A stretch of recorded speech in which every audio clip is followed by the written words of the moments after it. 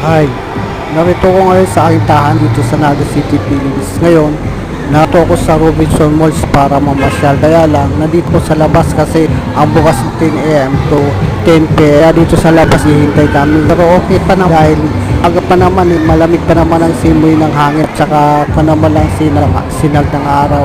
Kaya dito sa labas, hindi naman nakiinip dahil dito pa lang sa labas. Marami namin naghihintay papasok sa loob. Kasi iba pa rin yung nasa loob kasi malamig din. May aircon sa loob dito sa labas.